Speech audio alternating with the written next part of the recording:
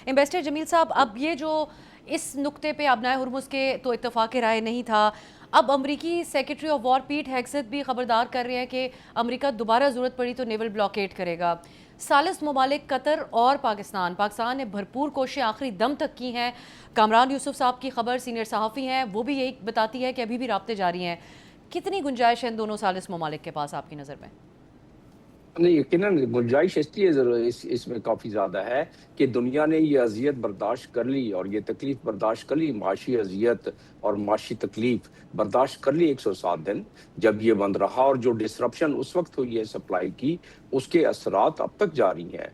और हमें पता है कि क्या-क्या चीज़ें इस गुज़रगाह से, इस पानी से गुज़रता है, स्ट्रेट ऑफ हॉर्मुज़ से, तो उसकी वजह से फर्टिलाइज़र का हो गया, उसके हीलियम का हो गया, बाकी सल्फर का हो गया, बहुत सारी चीज़ें जो कि दुनिया में बहुत सारे मामलात में इस्तेमाल होती हैं। और ख़ास तौर पर खुराक की किल्लत जो बहुत सारी जगहों पर अब शुरू हो जाएगी, वो भी 30% जो यहाँ से फर्टिलाइज़र जाता है। इसी तरह इसके कॉन्सिक्वेंसेस बहुत ज़्यादा हैं। और फिर दुनिया के रिज़र्व जो खर्च होना शुरू हो गया एनर्जी का, और अमेरिका खुद, उसके पास सिर्फ 176 दिन के रिज़र्व था और उसमें से वो डेली 1.5 मिलियन इस्तेमाल करता रहा है। तो बहरहाल पूरी दुनिया इससे क्योंकि वो हो रही थी, तो अब मीडिएटर्स क्या कर सकते हैं? मीडिएटर्स को ये एज हासिल है कि दोनों साइड को पता है कि अगर ये लंबी मामला चल पड़ा तो उसको क्या अज़ियत दोबारा शुरू हो जाएगी। तो दोनों साइड को एक राह चाहिए, कुछ एक ऐसा एक वसीला चाहिए कि जिसके तहत विन-विन दोबारा अपने कौम को बताएँ। देखिए, इसके 2 पार्ट होते हैं ना, जो डोनाल्ड ट्रंप कर रहे हैं वो पॉलिटिकल पॉस्चरिंग कर रहे हैं और पॉलिटिकल पॉस्चरिंग में अपनी कौम को इलेक्शन में जा रहे हैं। ईरान है, वो अपनी इज़्ज़त व वक़ार व तकरीम की वजह से अपनी इस्तकामत पे खड़ा है और वो चाहेगा कि अपनी इज़्ज़त व वक़ार व तकरीम, और ख़ास तौर पर ये जो आपने फ्यूनरल देखा जिसका हमने अभी ज़िक्र किया और अनस ने ज़िक्र किया जिसका, उसकी वजह से जो उनका मोराल है इस वक़्त और जो उनके इंतकाम के जो नारे वहाँ लग रहे हैं, तो वहाँ के ईरानी अकाबरीन के लिए भी मुश्किल हो रहा है कि चीज़ों को, वहाँ अवाम के जज़्बात को कंट्रोल किया जाए। ख़ास तौर पर ऐसे मौके पर शायद आहिस्ता-आहिस्ता ये मामला, जज़्बात थोड़े से ईरानी अकाबरीन को, उनको अंदाज़ा है कि इसकी किस अंदाज़ में लेके चलना चाहिए इस मामले को। तो इसमें पता है, हमें इस चीज़ का इल्म है कि ईरान को कि इन्फ्लेशन कितनी हुई, ईरान की सप्लाई लाइन जो ब्लॉकेट हुआ तो उसमें क्या-क्या प्रॉब्लम्स उनको पेश आई, उसकी कुछ टेक्निकल फ़दोक़ाल भी हैं। अगर आपके पास टाइम होगा तो वो भी मैं बता जी, दूँगा जी। कि कुओं की क्या हालत होती है अगर ये ज़्यादा दिन तक ब्लॉकेट हो जाए, तो ये ऑयल के लिए, और ऑयल का निकलना कितना ज़रूरी है उनको, उनमें केमिकल रिएक्शन क्या हो जाता है। तो जी। इसके बहुत सारे मज़मरात हैं दुनिया पर और इन ममालिक पर भी, ठीक। लिहाज़ा ये मीडिएटर्स जो हैं, ये अपने काम में दोबारा हो चुके हैं, फ़ाल जी। हो चुके हैं। और इस फ़ाल होने के बाद उनको अब मैं समझता हूँ कि ये ज़्यादा टाइम नहीं लगेगा और दोबारा टेबल टॉक्स पर फैसल साहब, आना जी। होगा दोनों फरीक को। जी। या जी, एम्बेसडर साहब, आपसे कतई कलामी की माज़रत। फैसल साहब, यहाँ पे यही जो सालिस ममालिक में बिलख़ुसूस पाकिस्तान की तरफ अगर हम बात करें, तो आपको लगता है कि इतना ही प्रोएक्टिव रोल होगा, या इससे पहले स्विट्ज़रलैंड में जो हुआ, दोनों ममालिक ने मुसाफ़ा नहीं किया, सदर ट्रंप का बयान उसकी वजह बना, अब मामलात एक बार फिर एक दूसरे के ऊपर हमले हो रहे हैं, जंग की तरफ जाते हुए नज़र आ रहे हैं। कोई एक डिसअपॉइंटिंग है बतौर सालिस पाकिस्तान के लिए, एक स्टेप बैक हमें करते हुए नज़र आएंगे, या उतना ही प्रोएक्टिव रोल होगा आपकी नज़र में? क्योंकि पाकिस्तान में भी हुकूमत को, इस निज़ाम को इंतहाई संजीदा दाखिली चैलेंजेस का सिक्योरिटी के हवाले से सामना है। एक नई तर्ज से दहशतगर्दी सर उठा रही है। आज पाकिस्तान के प्राइम मिनिस्टर भी बलूचिस्तान में मौजूद हैं। आप समझते हैं बतौर सालिस हम उतने ही एक्टिव होंगे जितने चंद दिन पहले तक थे? सिवाय दुनिया में एक मुल्क के, ये जंग किसी के फायदे में नहीं है, हर एक के खिलाफ है, हर एक को इससे नुकसान हो रहा है। सिर्फ इजराइल चाहता है कि ये जंग चलती रहे और अमेरिका के साथ मिलकर ईरान को नेस्त नाबूद कर दे। बाकी तमाम दुनिया को तकलीफ है, भारत समेत, चाइना, हर फार ईस्ट, रशिया, यूरोप, हर एक को तकलीफ है इस जंग से। अमेरिका को खुद तकलीफ। पाकिस्तान इस जंग का हिस्सा नहीं है, लेकिन पाकिस्तान के डायरेक्ट स्टेक्स हैं इस जंग में। हम ईरान के पड़ोसी हैं, हम अमेरिका के करीब हैं, हम सऊदी अरब के करीब हैं, गल्फ कंट्रीज से अच्छे ताल्लुकात हैं। 90% से ज़्यादा हमारी ट्रेड सी से आती है, 80% हमारा ऑयल एंड गैस सी से आता है। कितनी हमारी रेमिटेंसेस आती हैं गल्फ रीजन से, हमारे लोग वहाँ बैठे हुए हैं।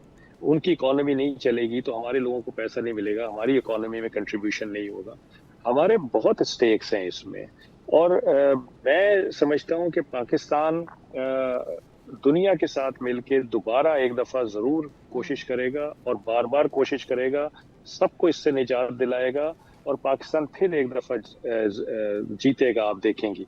देखें, चैलेंजेस तो दाखिली खारजी सब होते हैं, लेकिन आप हाथ छोड़ के तो नहीं बैठ सकते। आपने उनको फाइट करना है, आपने उन चैलेंजेस को एज चैलेंज लेना है और उनको अपॉर्चुनिटीज में कन्वर्ट करना है। तो मेरे ख्याल है पाकिस्तान के पास ये सलाहियत मौजूद है, जो उसको एक पॉलिटिकल स्टेचर मिला है मई 2025 के बाद, उसमें बतदरीज इजाफा हुआ है। पाकिस्तान उस पॉलिटिकल स्टेचर का भरपूर फायदा उठा सकता है, ना सिर्फ ये जंग रुकवाने में, बल्कि जिस क्रॉस बॉर्डर टेररिज्म, पानी का इशू, कश्मीर का इशू, वो सब भी हम हल कर सकते हैं अपने इस पॉलिटिकल स्ट्रेचर को लेवरेज करके। हमें थोड़ा सा टाइम तो दें, हमें थोड़ा चलने तो दें, आगे हो जाएगा इंशाल्लाह। एम्बेसडर जमील साहब, अब ये जो इस नुक्ते पे अबनाए हुर्मुज़ के तो इत्तफाक राय नहीं था, अब अमरीकी सेक्रेटरी ऑफ वॉर पीट हेग्सेथ भी खबरदार कर रहे हैं कि अमेरिका दोबारा ज़रूरत पड़ी तो नेवल ब्लॉकेड करेगा।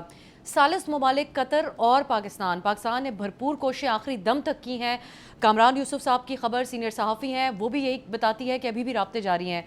कितनी गुंजाइश है इन दोनों सालिस ममालिक के पास आपकी नज़र में?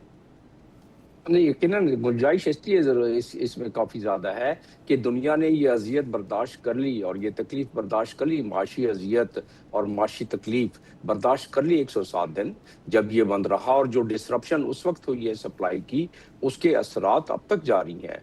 और हमें पता है कि क्या क्या चीज़ें इस गुजरगाह से, इस पानी से गुजरता है, स्टेट ऑफ हॉर्मुज़ से।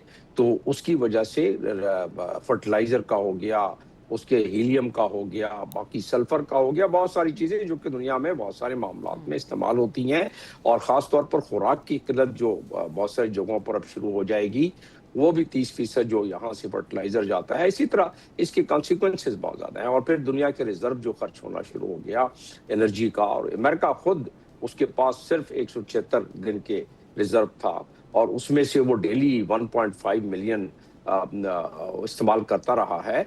तो बहरहाल पूरी दुनिया इससे क्योंकि वो हो रही थी, तो अब मीडिएटर्स क्या कर सकते हैं? मीडिएटर्स को ये एज हासिल है कि दोनों साइड को पता है कि अगर ये लंबी मामला चल पड़ा तो उसको क्या अजियत दोबारा शुरू हो जाएगी।